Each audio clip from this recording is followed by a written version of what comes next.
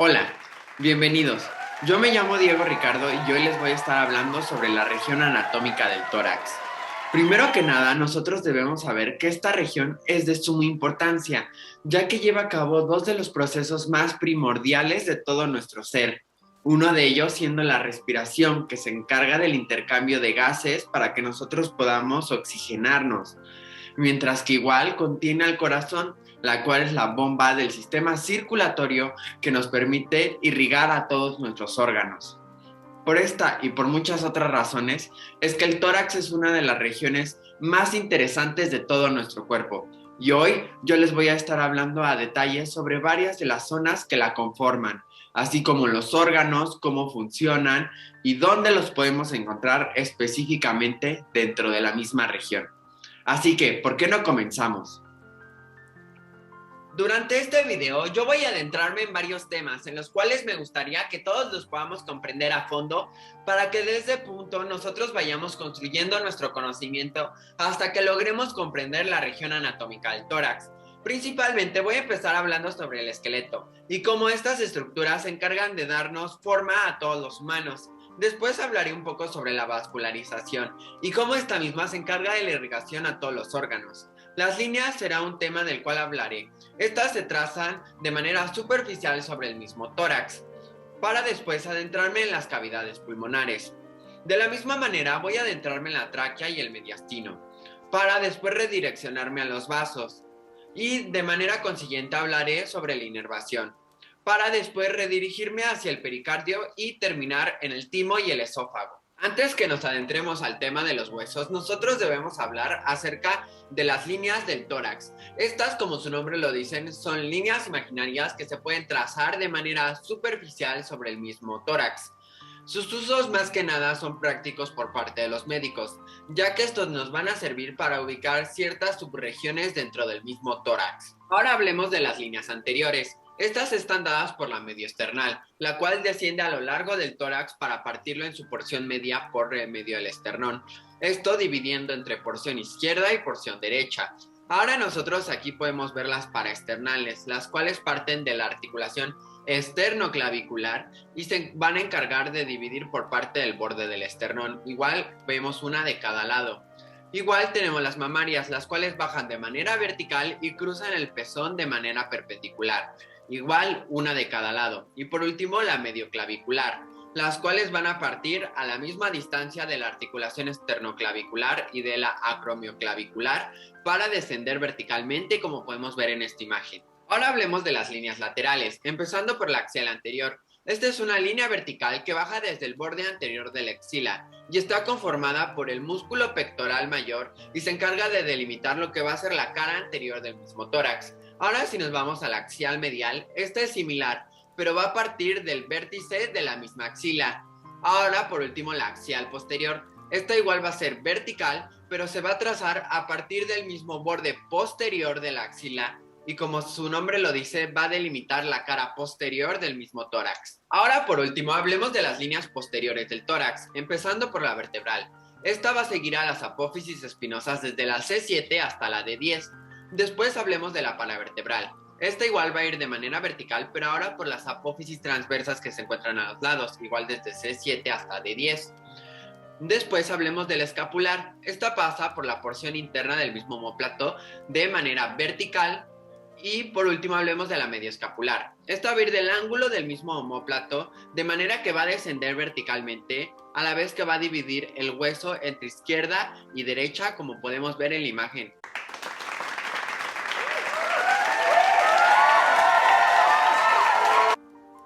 Antes de entrar a detalles sobre las diversas estructuras y órganos que se contienen dentro del tórax, debemos tomarnos el tiempo para comprender su estructura, en cuanto a los huesos que nos ayudan a mantener esta misma estructura que nosotros tenemos.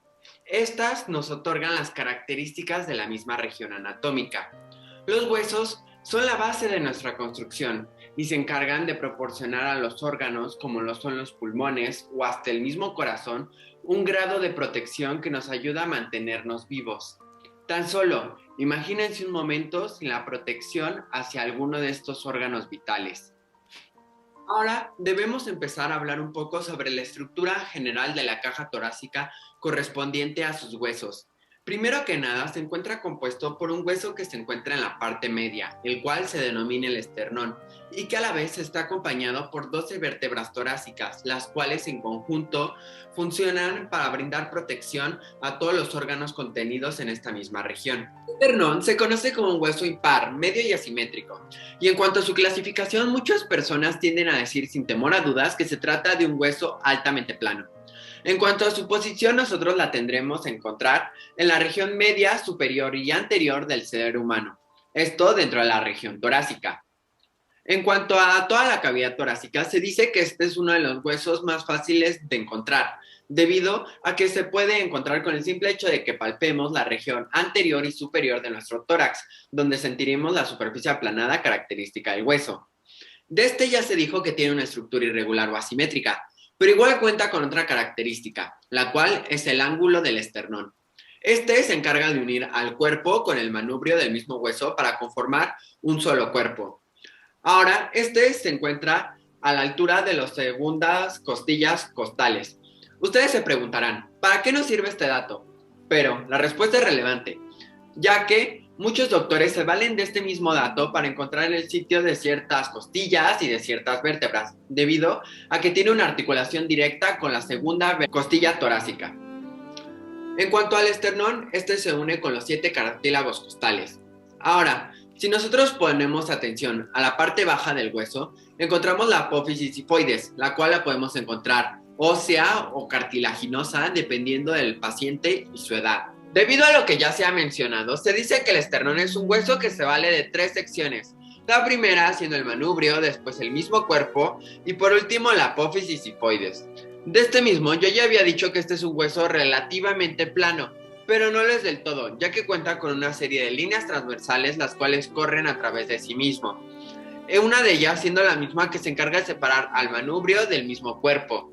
Ahora, si nosotros nos vamos arriba de la unión del cuerpo con la apófisis sifoides, encontramos a una fosa suprasifoidea, la cual es cóncava.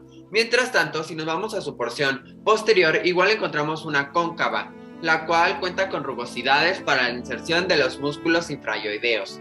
En este mismo sitio, pero de forma lateral y transversa, existen los bordes para la articulación de los primeros 6 cartílagos costales. Ahora, entre los espacios de las escotaduras costales existen los espacios intercostales, que igualmente son salientes, pero esta vez siendo no articulares. Ahora, la clavícula se dice que es un hueso de forma alargada. Este se dirige desde los miembros superiores hasta unirse con la misma región torácica. Este mismo se denomina que es de forma plana, pero a pesar de esto cuenta con 2 curvaturas, la primera siendo cóncava hacia adelante y la segunda siendo convexa igual hacia adelante. Este mismo se denomina que es particularmente liso, pero en su porción medial se inserta el esternocleidomastoideo, en su parte lateral el deltoides y por atrás el mismo trapecio. Mientras tanto, si nos vamos a su porción inferior, esta se dice que sí es rugosa, ya que sirve para la inserción del músculo subclavio. Por último, con respecto a su borde anterior, nosotros sabemos que este mismo es redondeado, lo cual sirve para la inserción del pectoral mayor. Igual cuenta con 2 extremidades, la primera siendo la esternal que se articula con el mismo hueso. Mientras tanto, existe igual la acromial que sirve para la articulación con el acromion. Ahora hagamos un cambio de posición hacia lo lateral, donde nosotros podremos encontrar los pares de costillas que recubren a toda la caja torácica. Estas costillas al igual se consideran como huesos planos que van a tener una forma alargada. Estas están conformadas por 12 pares que se ubican bilaterales hacia cada lado. Las primeras 7 son consideradas como reales, debido a que se articulan de manera directa con un cartílago costal, el cual a su vez lo va a hacer con el mismo esternón. Después nosotros tenemos a 3 pares de costillas que van a abarcar desde el 8º par hasta el 10º par. Todas estas se van a denominar como costillas falsas, ya que se van a articular de manera directa con un cartílago común, que a su vez lo va a hacer con el mismo esternón. La misma clasificación igual se tiene en la región de las costillas flotantes. Estas son las 2 últimas costillas que van desde la 11ª hasta la 12ª. Todas estas no cuentan con ningún contacto con el hueso esternón. Tampoco lo tienen con el cartílago intercostal que los articule con el mismo esternón. Por ende pareciera que estas se encuentran flotando, tal y como la imagen que tengo aquí a un lado. Para que nosotros podamos entender aún mejor las costillas, es vital que entendamos que no todas son iguales, ya que van disminuyendo en longitud conforme se pasa desde la primera hasta la 12ª. De la misma manera, ninguna de estas es recta, sino que cuentan con un ángulo propio denominado el costo vertebral, que abre desde arriba hacia abajo. De la misma manera, se articulan con los cuerpos vertebrales por medio de un sitio denominado como la cabeza, la cual cuenta con carillas superiores e inferiores, las cuales se encuentran divididas por una zona conocida como la cresta de la cabeza de la costilla. Esto para que su vértice corresponda con discos intervertebrales que permitan la inserción con ciertos ligamentos. Igual, se tiene la inserción con las vértebras por medio del cuello de la costilla, que va desde la apófisis transversa vertebral hasta la apófisis del tubérculo. Esto se toma como punto de referencia ya que desde aquí se da origen al ángulo costal. Como punto de referencia, estas costillas se dirigen de manera oblicua hacia lo lateral y hacia atrás, de forma que dan origen a un segundo ángulo denominado como el costal. Ahora, con respecto a sus caras, se tiene una anterior, la cual es lisa y orientada hacia el interior del tórax, mientras que hay una posterior, la cual es rugosa y se usa para mantener ligamentos con las vértebras. La primera costilla es única, ya que es completamente plana y su cara se dirige hacia arriba. Cuenta con la fosa suprarrectopleural, la cual contiene detalles óseos para la unión con músculos como lo es el serrato posterior. Además, tiene un tubérculo escaleno para que se apoye en él la vena subclavia, mientras que en la parte de detrás cuenta con el paso de la arteria subclavia. La segunda costilla igual se vale de rugosidades para realizar articulaciones con músculos de la zona como lo es el serrato anterior y el escaleno posterior. Mientras tanto, las costillas 11 y 12 solo cuentan con la articulación a una sola vértebra, por eso sus cabezas solo tienen una superficie articular. Ahora es nuestro deber familiarizarnos aún mejor en la manera como se articulan las costillas con las vértebras. Esta sucede desde una de las extremidades posteriores de la cabeza de la costilla hacia los cuerpos vertebrales, mediante las caras articulares de las costillas. En esta, el vértice corresponde directamente con el disco intervertebral, a la vez que permite la inserción de los mismos ligamentos. De esta manera podemos ver que se forma un complejo entre las dos vértebras por medio de las fositas superiores e inferiores que se articulan a la vez con el cuello de la costilla. Esta es una articulación tipo senovial, por lo cual requieren una cápsula para su recubrimiento, pero no es lo único que contiene, ya que igual existen los ligamentos radiados de la cabeza y el interarticular de la cabeza, los cuales contribuyen al reforzamiento de la misma articulación. He estado hablando mucho sobre los cartílagos intercostales. Estos son estructuras las cuales tienen naturaleza elástica destacable y sirven para la inserción de los músculos pectorales, a la vez que ven hacia el interior del mismo tórax. El nervio intercostal es aquel que se encarga de proporcionar inervación a toda la región. Este debe cruzar el ligamento constotransverso y el cuello de la costilla por medio del foramen constotransverso. Para poner todo el tema en las costillas en perspectiva hay que evaluar este caso clínico. Se dice que el 1% de la población tiene costillas supernumerarias, las cuales se articulan en las vértebras cervicales. Normalmente las podemos encontrar por encima de la abertura del tórax y se articulan en la séptima vértebra. Estas suelen pasar desapercibidas por un largo periodo de tiempo hasta que causan molestias por compresión a grandes vasos, como lo es la arteria subclavia. La columna vertebral es de suma importancia, ya que se encuentra conformada por subunidades que conocemos como las vértebras. El número de vértebras es mínimamente variable de 32 a 34 debido a la conformación del sacro y el coxis. La columna se divide en 4 sectores, los cuales son las cervicales, las torácicas, las lumbares y por último el coxis y el sacro, que se dividen bajo un mismo grupo. Este video solo hace hincapié en la zona torácica, por lo cual solo nos enfocaremos en las vértebras torácicas, que son 12, las cuales abarcan desde T1 hasta T12. En específico, esta misma región cuenta con una serie de curvaturas, las cuales contribuyen a la posición de los humanos. La torácica se caracteriza por ser cóncava y por esto se le denomina como una cifosis.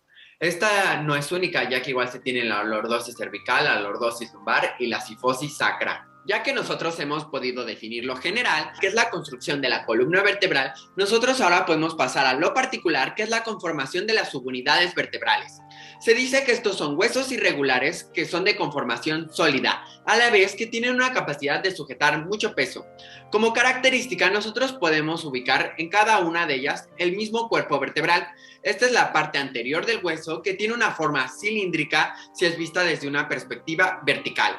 Al igual, cuenta con caras intervertebrales que son levemente cóncavas, y estas zonas se utilizan en específico para la misma entrada de los vasos sanguíneos, esto por la parte inferior. Ahora, con respecto a la porción anterior, esta se dice que es convexa en un sentido transversal, mientras que si nos vamos a la cara posterior, se dice que esta es cóncava, igual en sentido transversal, pero esto es para constituir la parte anterior del mismo foramen vertebral. Ahora, con respecto a la lámina vertebral, se dice que esta es una porción arqueada del hueso que va desde la parte posterior y lateral del cuerpo hacia la otra parte posterior y lateral del mismo cuerpo. Todo esto forma una zona cóncava a la cual se denomina como el foramen vertebral. Mientras que si nosotros nos redirigimos hacia las láminas vertebrales, se dice que estas son caras aplanadas posteriores al arco vertebral, las cuales se encargan de formar la mayor parte del mismo foramen vertebral. Nosotros, si ponemos mucha atención a la porción medial, nos damos cuenta que existe una apófisis espinosa, mientras que si nos redirigimos hacia las porciones laterales, nos damos cuenta de las apófisis transversas, esta a cada uno de los lados. Al igual, tiene unas zonas contenidas dentro de la misma vértebra que se conocen como los pendículos vertebrales. Si nosotros nos damos cuenta en esta imagen, tienen una forma cilíndrica que se ubican en los extremos del arco vertebral. Cada pendículo se extiende desde la porción posterior y lateral del cuerpo de la misma vértebra para unirse al sitio donde se une con la apófisis transversa. De la misma manera, nosotros podemos decir que estos mismos pendículos tienen unas zonas vertebrales, las cuales son llamadas escotaduras. Estas principalmente se ubican en los bordes tanto inferiores como los superiores de cada pendículo para formar una superposición con cada una de las vértebras. De las apófisis transversas nosotros ya hablamos. Estas son dos y se ubican a cada uno de los lados y se encuentran unidas por medio del arco vertebral. En el vértice la misma sirve para la inserción de ligamentos o músculos. De la misma manera cuentan con un surco en el borde inferior para que a través de este pase el nervio espinoso. Esto sucede debido a que cuenta con tubérculos anteriores y posteriores, donde se ubica el foramen transverso. Siguiendo la misma tendencia, igual por medio de las apófisis transversas en su cara anterior, contribuye a la formación de las fositas costales. Mientras que si hablamos de la apófisis espinosa, esta es medial y posterior. Esta tiene una forma en similitud a una espina y tiende hacia abajo. Esta termina en punta justo arriba de la apófisis inferior de la vértebra siguiente. Las apófisis articulares son lugares laterales al foramen vertebral.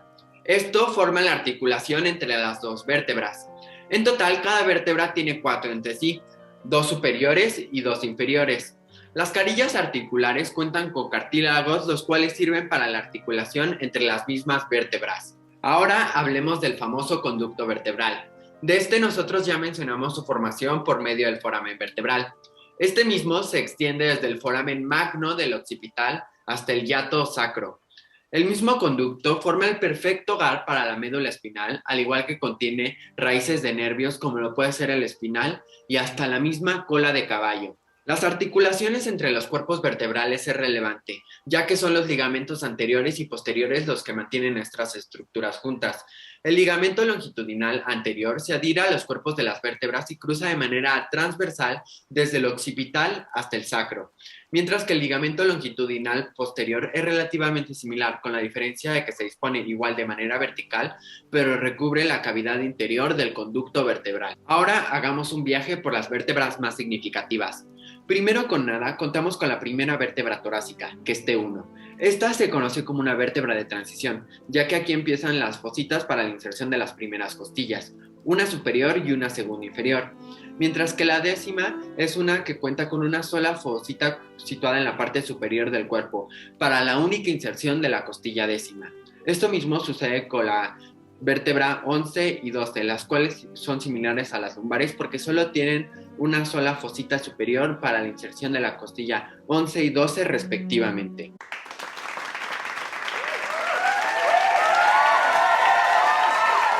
Antes que nos adentremos en los músculos y órganos que se encuentran comprendidos dentro de la zona torácica, debemos tener una muy buena idea sobre las arterias y venas que se encargan de la irrigación y oxigenación de estos mismos. Así que comencemos.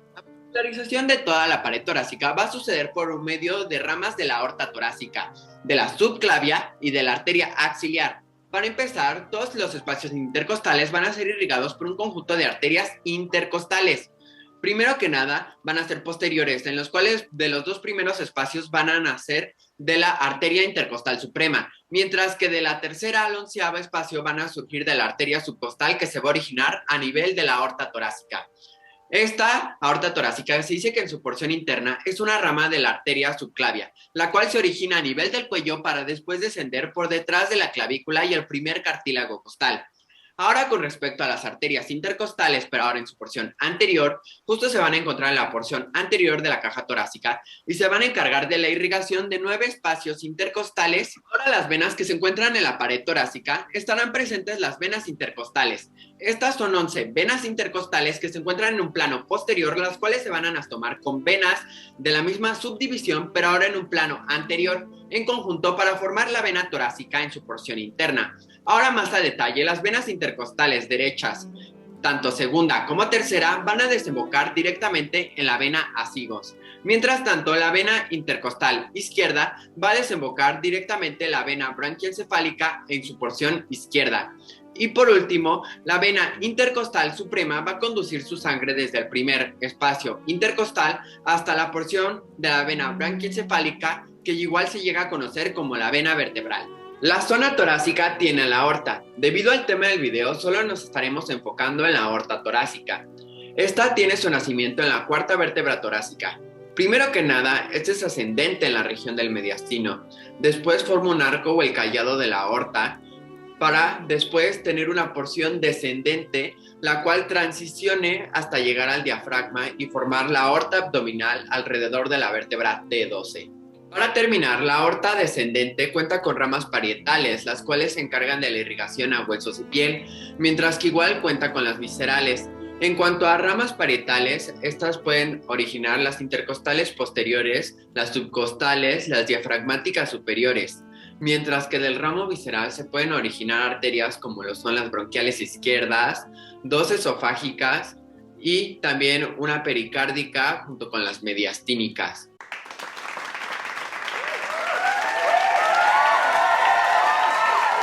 Ahora haré una breve pausa para hablar un poco de los nervios que se ubican en toda la pared torácica. Es esencial que nosotros sepamos que se encuentra inervado por 12 pares de nervios espinales torácicos, los cuales todos salen de los forámenes intervertebrales, los que son ramos anteriores que abarcan desde T1 hasta T11 y forman nervios intercostales que justo inervan a los sitios intercostales de la misma región torácica. El ramo anterior del nervio T12 se denomina como el nervio subcostal, mientras que los ramos de los nervios espinales torácicos se dirigen por lo lateral para inervar las articulaciones, al igual que músculos profundos y la misma piel de toda la región torácica.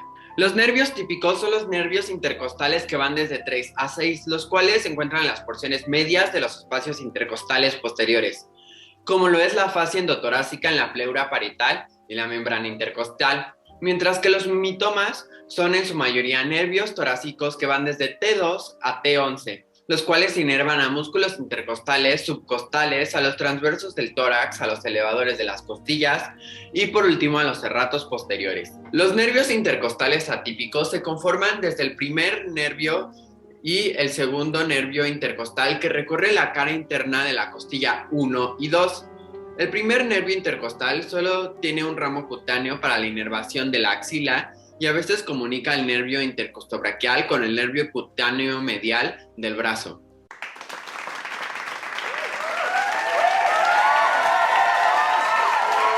En este video haré grande énfasis en todos los músculos los cuales se ubican en la pared anterior del tórax, los cuales son los pectorales, el intercostal interno, el íntimo e incluso el subclavio. Con esto nosotros entenderemos no solo cómo se recubre la pared torácica, sino que también comprenderemos cómo es que esta región puede hacer todos los diversos movimientos que la caracterizan. Así que, ¿por qué no empezamos? Primero tenemos al músculo intercostal externo. Este se inserta en los bordes de las costillas, específicamente en la suprayacente. Este se considera un músculo delgado y aplanado debido a que se dirige a la articulación consotransversa en el espacio intercostal.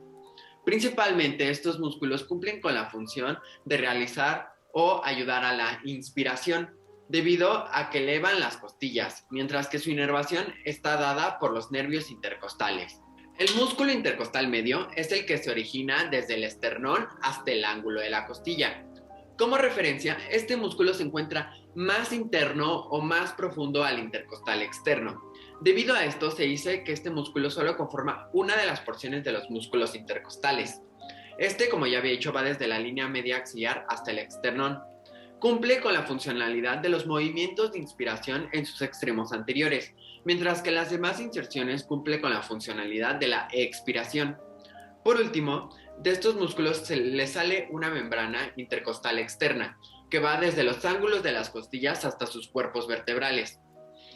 Mientras tanto, su inervación se encuentra dada por los intercostales que regulan movimientos de inspiración como de expiración. El músculo intercostal íntimo. Este es el más profundo de todos los intercostales. Se inserta en el borde medial del surco costal de la costilla superior y también en el borde superior de la costilla subyacente. Este se encuentra en un medio plano profundo. Se extiende desde la articulación esternocostal anteriormente hasta el ángulo de la costilla posteriormente. Este se encuentra inervado por los nervios intercostales, mientras que los movimientos que la caracterizan son de estabilización de la caja torácica, a la vez que lo son los de inspiración. A propósito de tener un mejor entendimiento sobre los movimientos de inspiración como de expiración, les hablaré sobre los músculos elevadores de las costillas. Estos se extienden desde el vértice de las apófisis transversas de la séptima vértebra cervical hasta las 11 primeras vértebras torácicas, que se encuentran todos inervados por los nervios intercostales. Estos se dividen en dos, en largos y cortos. Los cortos siendo los que se insertan en costillas subyacentes, mientras que los largos van dando saltos de una costilla por completo. El diafragma es un músculo único, plano y ancho, la cual se encarga de separar la región del abdomen de la del tórax. Se dice que esta tiene una forma de cúpula convexa y se inserta en la apertura inferior del tórax, mientras que igual se fija posteriormente a la columna vertebral. En cuanto a su parte medial, cuenta con un centro tendinoso, mientras que con respecto a sus porciones periféricas la podemos dividir en tres, en una lumbar, una costal y una esternal. Sus cúpulas solo se dividen en una izquierda y una derecha, siendo la derecha la más elevada de todas. Ahora, en lo que respecta a sus inserciones, tiene una porción lumbar que cuenta con salientes que son fibras tendinosas, las cuales se llegan a denominar como pilares, que son dos, uno izquierdo y uno derecho. En este, igual el pilar derecho es el más grande de todas, que se inserta por medio de un tendón ancho y aplanado a las caras de la primera, la segunda y la tercera vértebra lumbar, mientras que el pilar izquierdo se inserta únicamente a la vértebra lumbar primera y segunda. Ahora les hablaré acerca de los músculos pectorales. Estos son músculos que se encuentran en la porción anterior de la caja del tórax y se dividen en dos según su posición, uno mayor o superior o uno menor o inferior. Estos son planos y de forma triangular, como podemos ver. Primero que nada se tiene al pectoral mayor, que se encarga del movimiento de miembros superiores, mientras que sus fibras son perpendiculares en forma de abanico, las cuales convergen en un mismo punto. Estos se pueden dividir en tres de acuerdo al acomodo de sus fibras, las cuales primero son descendentes, que se encuentran en la porción clavicular. Esta se inserta en la cara anterior en 2/3 mediales de la clavícula. Principalmente, todas estas cumplen con una función de flexión. De la misma manera, se tienen todas las horizontales, las cuales son de la porción external de este mismo músculo. Estas surgen de las articulaciones esternocostales, desde la primera hasta la sexta, y su función principal es de aducción y también de rotación. Y por último, tenemos las ascendentes de la porción abdominal, las cuales surgen de los cartílagos costales 7, 8 y 9, mientras que su única función es de extensión. Al igual tenemos el pectoral inferior. Este une a la escápula y el tórax. Si se ve, tiene una forma triangular, plana y fina en comparación. Si se compara con el pectoral mayor, se diría que se encuentra posterior a este mismo. En cuanto a su función, va a ser de respiración, así como del movimiento de hombros. Este surge de la superficie externa y superior de las costillas 3, 4 y 5, y al igual de las fascias intercostales. Este se extiende en sentido superolateral para unirse a la apófisis coracoides.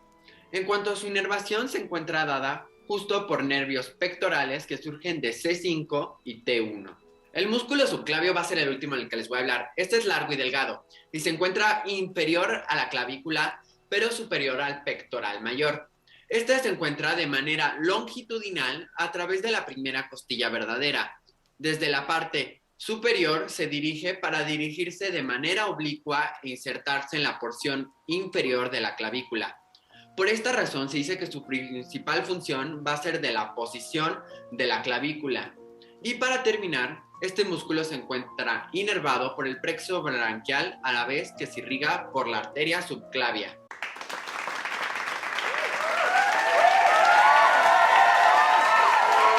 Los pulmones son uno de los órganos más vistosos y reconocidos de toda la región torácica.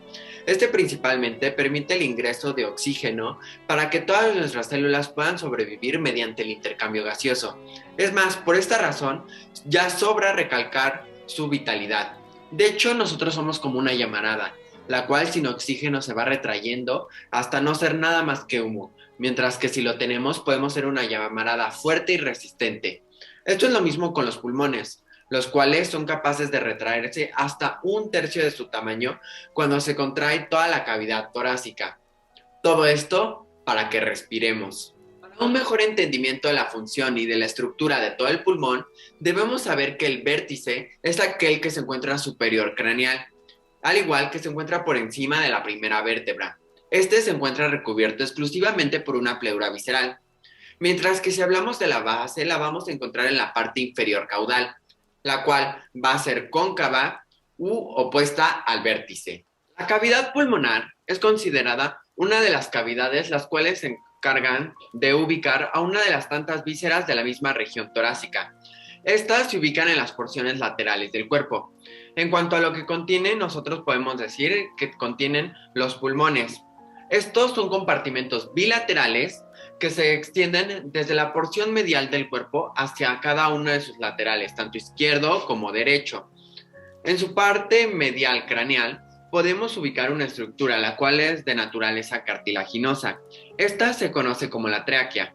Y como generalidad de toda la región torácica, en cuanto a los pulmones, esta cuenta con una serie de membranas de revestimiento, las cuales son denominadas como las pleuras. Si nosotros realizáramos un corte frontal por la misma cavidad pulmonar, pudiéramos encontrar varias subdivisiones de esta misma dentro de la región torácica.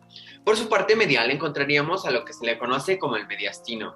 Esto entre cada uno de los pulmones. Contenido dentro del mismo encontraríamos a grandes vasos, como lo pueden ser estos que me encuentro señalando. Mientras que si nos vamos a lo superior o a lo craneal, encontraríamos la tráquea. En el medio encontraríamos el esófago o el mismo timo y a la vez los nódulos linfáticos. Mientras que si nos vamos a lo caudal, pudiéramos encontrar el diafragma. Mientras que si nos vamos a anterior, encontraríamos al esternón y posterior a las mismas vértebras. Cuando nosotros nos vamos a empezar a referir a los pulmones, es principal que nosotros empecemos por uno de los temas más importantes. Estos son las pleuras que se encargan de recubrirlo. Estas son unas capas superficiales o membranas fibrosas las cuales recubren las paredes pulmonares. Estos permiten que se puedan llevar a cabo los procesos de inspiración como de expiración durante el proceso de la respiración. Este mismo actúa como el aceite en los engranajes, ya que permite que no exista ninguna fricción a la hora de realizar este tipo de movimientos. Empecemos primero hablando de las generalidades de la pleura. La pleura visceral es aquella que se encarga de recubrir a los pulmones, formando una membrana externa la cual se caracteriza por ser brillosa. Mientras que nosotros hablamos de la membrana o de la pleura parietal, esta se encarga de recubrir a todas las cavidades pulmonares. Debido a esto, forman una región específica la cual es conocida como el saco pleural. La cavidad pleural en específico es un término que se utiliza para denominar al espacio que existe entre cada una de las hojas de la pleura. En este mismo nosotros pudiéramos encontrar un líquido seroso, el cual se denomina como el pleural por su ubicación. Este mismo se encarga de lubricar las superficies parietales con tal de facilitar el deslizamiento de las hojas de la pleura durante la respiración. Es importante que nosotros destaquemos la tensión superficial de la cual dota este mismo líquido, ya que es la que permite la expansión del pulmón, tal y como si se trataran moléculas de agua, la cual fueran contenidos dentro de los mismos espacios pleurales.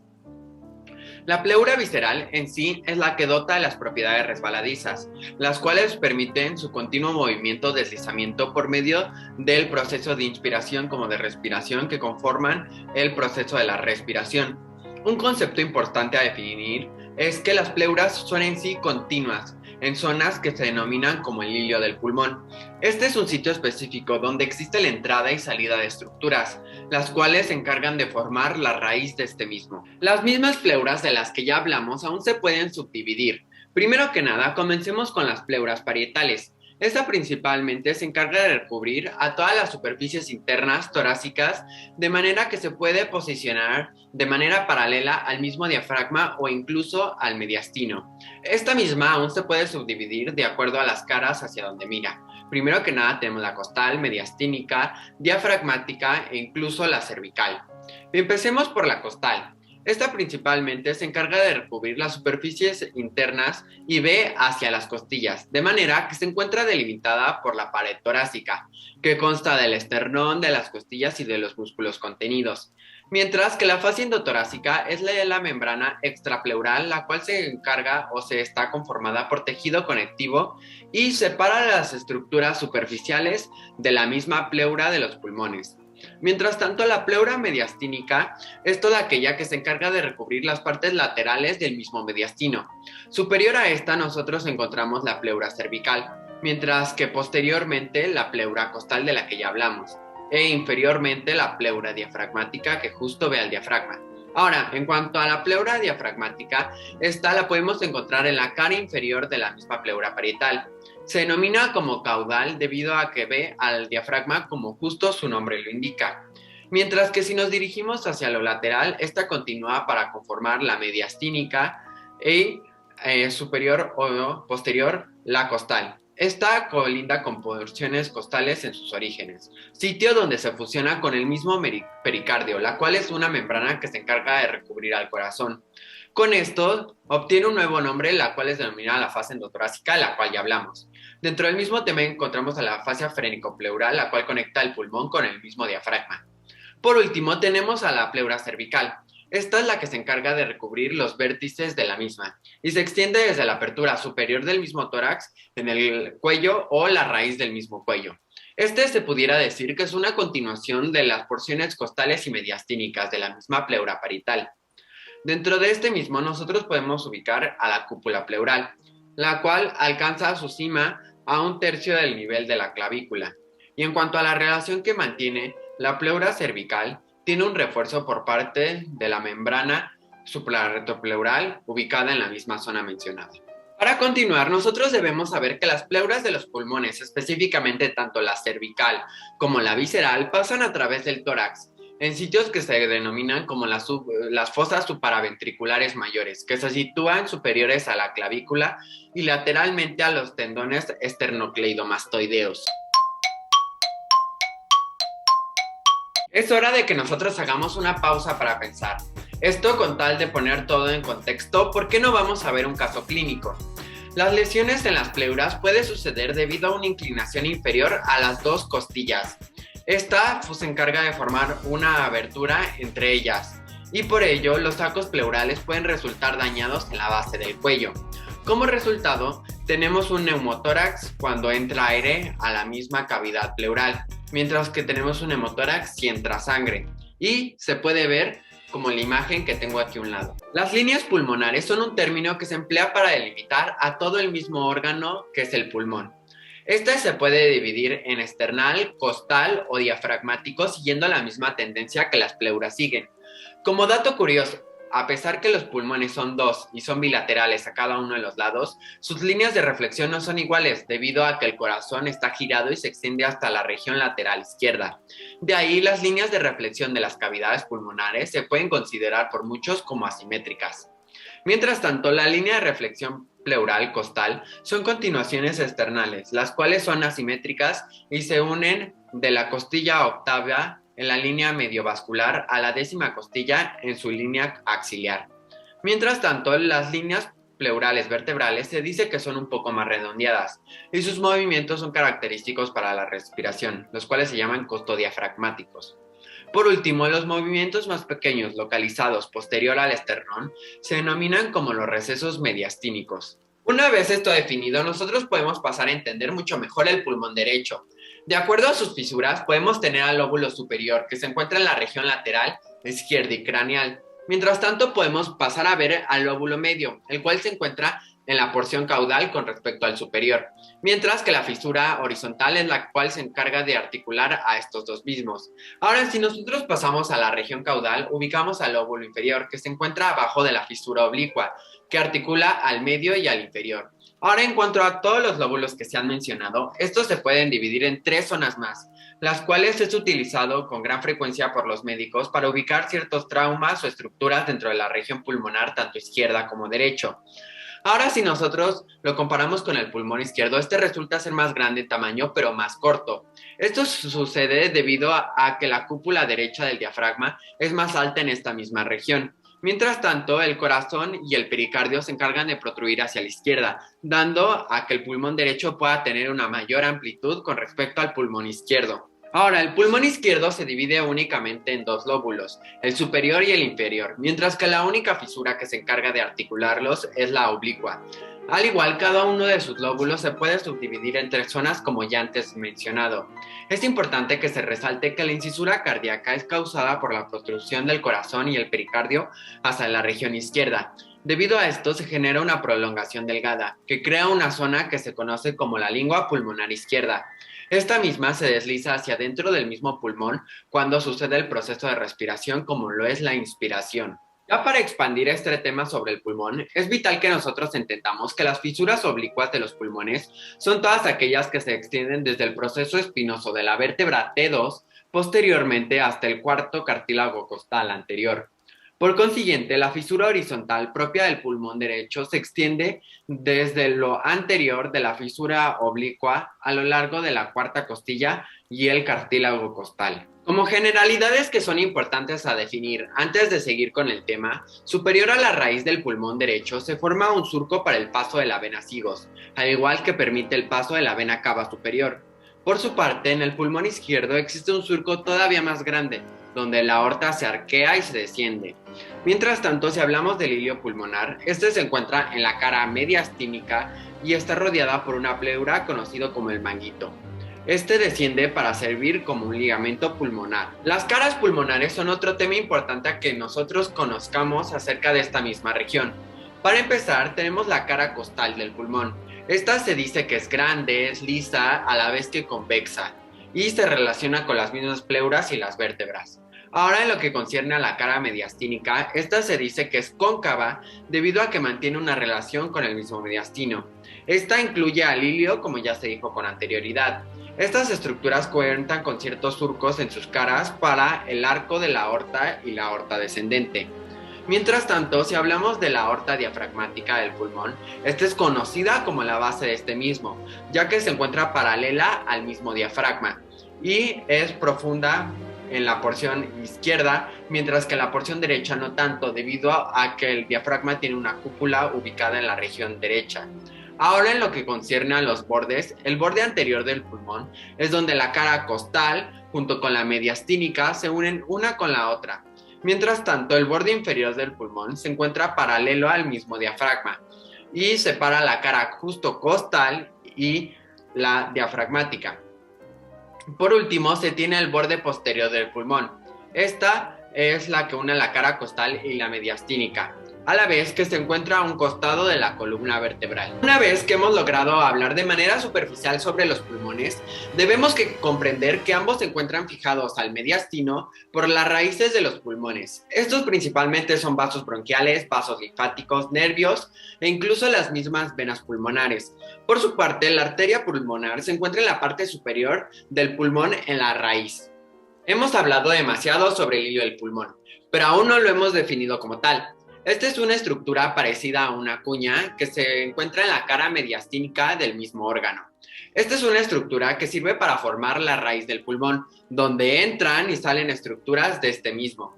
Esta es la cual contiene al manguito pleural, el cual forma un área de continuidad entre la hoja parietal y la hoja visceral. Inferior a esta misma estructura, nosotros podemos encontrar el ligamento pulmonar, que se extiende justo desde el pulmón hasta el mediastino. Esta es una doble capa de pleura junto con tejido conectivo que cumple con la función de separar. Los bronquios, una vez dentro de los pulmones, se pueden ramificar de manera continua para conformar todo el árbol bronquial. Las ramas traqueobronquiales provienen de la raíz de cada uno de los pulmones, lo cual está conformado por arterias pulmonares a la vez que de venas bronquiales. Después cada uno se subdivide en los bronquios lumbares, que igual son conocidos como los bronquiolos secundarios. Hay 2 en el izquierdo y 3 en el derecho. A su vez, estos se pueden dividir en numerosos bronquios segmentarios, que son conocidos como los terciarios. Principalmente estos sirven para abastecer segmentos traqueopulmonares, que son segmentos del pulmón con forma piramidal, que se encuentran separados por regiones de tejido conectivo. Estos principalmente se encargan de drenar las porciones intersegmentarias de las venas pulmonares situadas entre el tejido conectivo. En condiciones ideales encontraríamos 10 en el pulmón derecho y de 8 a 10 en el izquierdo. Aún más allá hay de 20 a 25 subramificaciones que se conocen como los bronquiolos de conducción, los cuales finalmente llevan a los bronquios terminales. Estos bronquios carecen de cartílago en sus paredes, mientras que los de conducción se encargan de transportar el mismo oxígeno. Por esta misma razón es que no poseen ningún tipo de glándula ni de alveolo. Cada uno de los bronquiolos de terminación llegan a los bronquiolos de conducción, que son sacos de paredes finas que conducen de 2 a 10 conductos alveolares y a su vez cada uno de 5 a 6 sacos alveolares. Estos principalmente son las subunidades básicas, las cuales permiten el intercambio de gases dentro del pulmón y como resultado es que nosotros podemos respirar. La irrigación de los pulmones sucede por medio de una arteria, la cual se denomina como la pulmonar, mientras que existen 2 venas, las cuales se encargan de drenar la sangre proveniente de él. Las arterias pulmonares se dividen en la izquierda y la derecha, que se originan en el nivel del tronco pulmonar a nivel del ángulo esternal, los cuales transportan sangre desoxigenada en dirección a los pulmones para que estos se oxigenen por medio de los mismos. Cada una de las arterias pulmonares forman parte de la raíz, que se subdivide en la arteria pulmonar lobular. La arteria pulmonar lobular superior se divide a su vez en la derecha e izquierda, la cual se encarga de alimentar al lóbulo superior antes de entrar al ilio. Una vez dentro, la arteria desciende a nivel del bronquio principal como la arteria lobular inferior en el pulmón izquierdo, mientras que sucede por medio de la arteria intermedia que se subdividirá en la arteria lobular inferior y media en el pulmón derecho.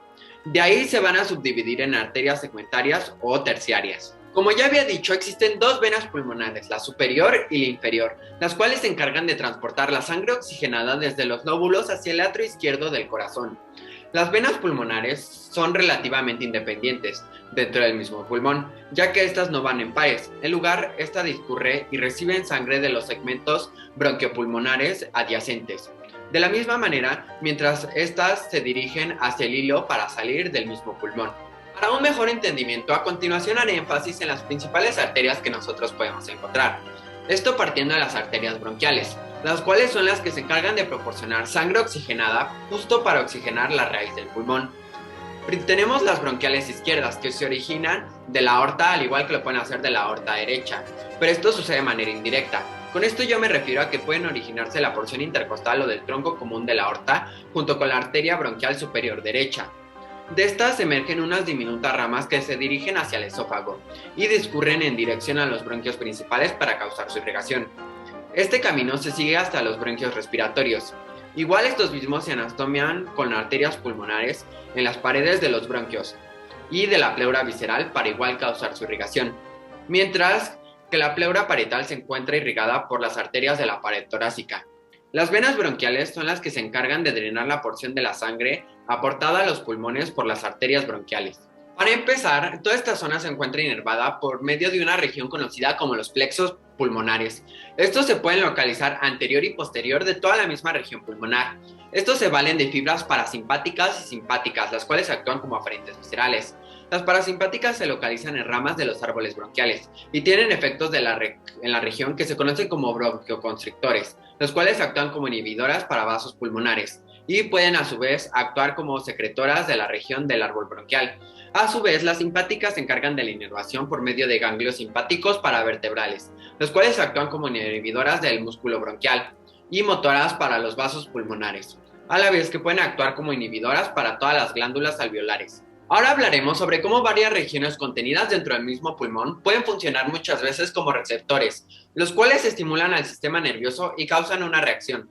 Por ejemplo, la mucosa bronquial se encarga de la sensibilidad táctil en esta misma zona, mientras que los músculos bronquiales se pueden encargar de la recepción del estiramiento del tejido contenido. A su vez, el tejido intraalveolar se puede asociar con los reflejos que se encargan de delimitar los desplazamientos respiratorios. Por su parte, las arterias pueden actuar como vasoreceptores, los cuales son sensibles a la presión arterial. Por último, tenemos a las venas pulmonares, los cuales contienen quimiorreceptores que son sensibles a las grandes cantidades de grasa del cuerpo.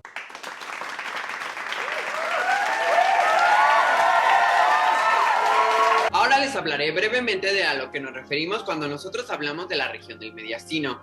Comúnmente, este se refiere a una región que se ubica en la caja torácica. Esta se ubica medial en la misma entre los dos sacos pulmonares. Este incluye a la pleura mediastínica, la cual abarca desde la columna en la cara anterior de la misma hasta la cara posterior del mismo esternón. Este justo va desde la abertura del mismo tórax y de ahí baja hasta el diafragma. Mientras que si nos referimos al tejido conectivo que lo conforma, nosotros sabemos que fácilmente se extiende desde el cuello de la misma cavidad hasta donde inicia la cavidad abdominal. Para que este proceso de reconocer las porciones que se encargan de comprender al mismo mediastino, nosotros lo vamos a subdividir entre varias regiones. Primero la superior, la inferior, su porción anterior, la media y acabaremos con la posterior. La superior y la inferior son las que fácilmente nosotros podemos ubicar, ya que se encuentran comprendidas desde el final de la vértebra T1 y T4, que se encuentra marcado por el fin de sus discos intervertebrales de la vértebra T4 junto con T5, a la vez que igual se mide por el fin del ángulo del esternón. Nosotros, si hacemos una observación rápida por esta misma región, nos podemos dar cuenta que tiene una forma de triángulo, por eso se le llega a conocer igual como el triángulo tímico. En su parte inferior, nosotros nos podremos dar cuenta que se encuentra delimitado por el inicio del mediastino medio. De esta manera, el límite del mediastino anterior es aquel que se limita entre el mismo esternón y el mediastino medio que nosotros ya mencionamos, mientras que si nos vamos a la porción posterior, nosotros nos daremos cuenta que se encuentra delimitado por los cuerpos vertebrales torácicos con sus correspondientes discos que llegan hasta el ligamento longitudinal. Una vez que ya hemos comprendido la estructura general del mediastino, podemos empezar a detallar un poco más sobre sus contenidos de este mismo. Por ejemplo, el mediastino superior, que es el por el que vamos a empezar, es aquel que cuenta con el mismo timo, al igual que cuenta con tejido adiposo asociado a este mismo. A este igual cuenta con la tráquea y hasta el mismo esófago. Siguiendo este camino, nosotros podremos encontrar que tiene contenido vascular, lo cual está conformado por las arterias torácicas internas, las venas bronquioencefálicas, derecha como izquierda, la vena cava superior, el arco de la aorta junto con sus diversas ramificaciones. Al igual nosotros podremos encontrar en este mismo sitio las arterias y venas cardiofrénicas, la vena intercostal superior e inferior. Y por el otro lado igual cuenta con diversas inervaciones, como lo pueden ser los nervios vagos derechos, los nervios frénicos, el laringeo recurrente y hasta los mismos cardíacos. Mientras que igual cuenta con una alta presencia de nódulos linfáticos, como lo son los paratraqueales o bronquioencefálicos. Y para finalizar, en cuanto a músculos y su contenido, encontramos al esterioideo, el largo del cuello y hasta la misma fascia endotorácica. Ahora les hablaré sobre la base inferior del mediastino. Este incluye al triángulo del pericardio, que es un espacio que se llega a denominar como libre de la misma pleura. Este se encuentra en la base inferior y anterior del mismo mediastino, como ya había mencionado. Pero esto no es lo único que contiene, ya que muchos expertos dicen que se ubica una gran porción del tejido conectivo laxo a la vez que los ligamentos esternopericárdicos. De la misma manera, en el mismo sitio podemos llegar a encontrar la fascia endotorácica y músculos como el transverso de este mismo. Algunas veces, y dependiendo del paciente y sus variantes anatómicas, nosotros podemos encontrar una porción del timo en esta parte del mediastino. Y en cuanto a contenido arterial, nosotros podemos ubicar a la arteria torácica interna, sus ramas mediastínicas, mientras que en cuanto a venas, a las venas tímicas y por último a las pericárdicas. El mediastino medio es otra de las regiones de la cual estaré hablando. Como dato curioso, esta es de las más anchas que he descrito hasta el momento. Esta hace una protrusión hacia la izquierda sobre el mismo pulmón izquierdo. Esto debido a que se encuentra configurado por el pericardio, el corazón, la porción ascendente de la aorta y la porción inferior de la vena cava en su porción superior. Al igual, esta misma de manera independiente cuenta con el tronco pulmonar, al igual que las arterias y venas pulmonares, junto con las arterias y venas cardiofrénicas. De la misma manera, cuenta con nódulos linfáticos laterales y, en cuanto a su inervación, cuenta con los nervios frénicos, además que en su parte profunda cuenta con el plexo cardíaco. Por último, esta misma cuenta con una membrana que se denomina la bronquiopericárdica. La última región del mediastino de la cual estaré hablando es el mediastino posterior. Este es un sitio que está comprendido desde la cara posterior del mismo pericardio hasta los cuerpos vertebrales torácicos. A su vez, que se encuentra delimitado por el ligamento longitudinal en su porción anterior. Ahora, en cuanto a sus contenidos, nosotros podemos ubicar casi de forma inmediata al esófago, al igual que los bronquios principales de los pulmones. De la misma manera, la aorta torácica y sus ramas que emergen. Igual podemos encontrar venas como las higos, hemiazigos y hemiazigos accesoria. Al mismo tiempo, este igual cuenta con nódulos linfáticos traqueobronquiales inferiores.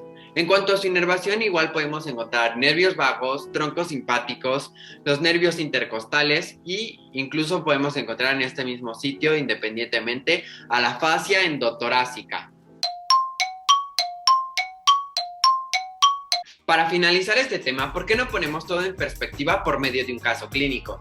El mediastino ensanchado es una condición que sucede justo cuando la región que acabamos de describir en su porción anterior tiene un ensanchamiento notorio. Esto principalmente como consecuencia nos da una notoria insuficiencia cardíaca, ya que la región del mediastino descrita ejerce una fuerza sobre el mediastino medio. Comúnmente, las razones que se sospechan para este padecimiento es un timoma, linfoma o hasta un neurofibroma.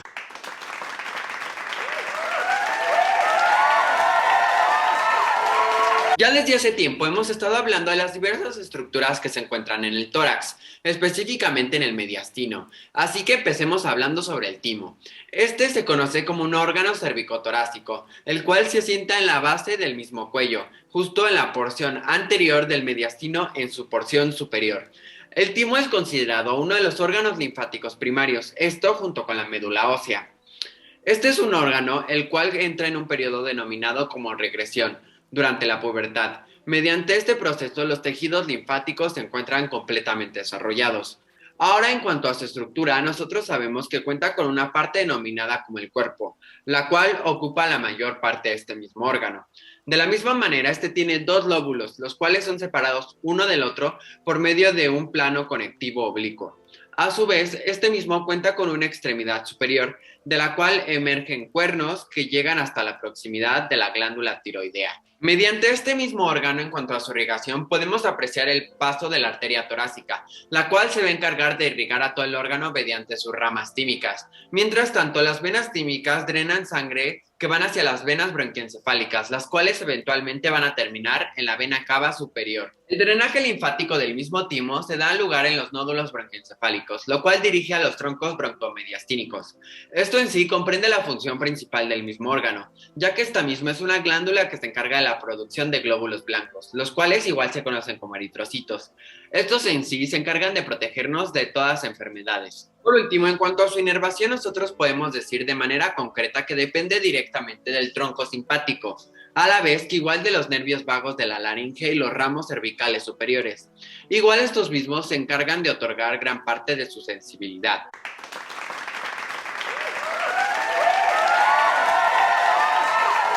Ya hemos hablado demasiado acerca del esófago, pero poco hemos visto acerca de este esencial conducto.